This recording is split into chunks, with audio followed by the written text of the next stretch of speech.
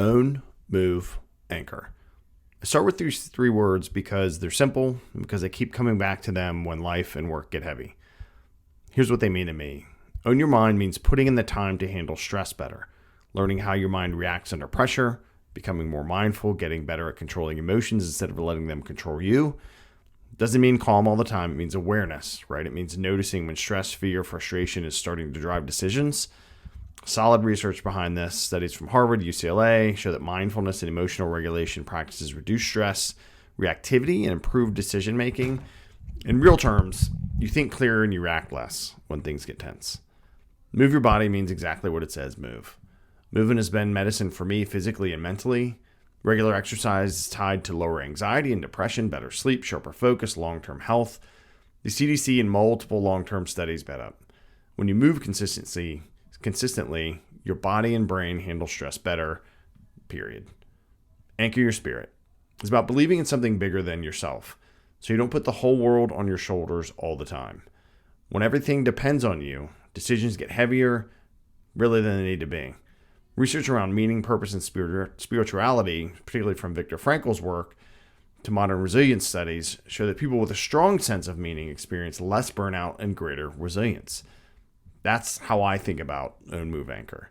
Not as goals, but really ways to stay steady and live. And that brings me back to my conversation with Jennifer Prevette from the Burg Box. Listening to Jennifer, you hear all three of these show up naturally. She puts real effort into her mental health. She's thoughtful, reflective, and intentional about decisions. That's owning her mind, right? You hear it in how she talks about pacing, boundaries, and prayer. There's real clarity there. She moves regularly, not for show, performance, staying healthy enough to do the work she's doing. That consistency supports everything else in her life.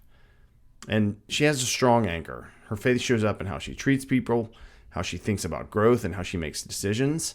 It gives her perspective. It keeps success from being the only thing that matters. What I appreciated most is how normal all of that felt. A great conversation, no extremes, no hype, right? Steady practices. So owning your mind helps you respond instead of react. Moving your body helps you stay consistent. And anchoring your spirit keeps the weight manageable. It doesn't remove hard decisions. It just makes them a little bit easier to carry. And I think that feels like the right note for a Friday.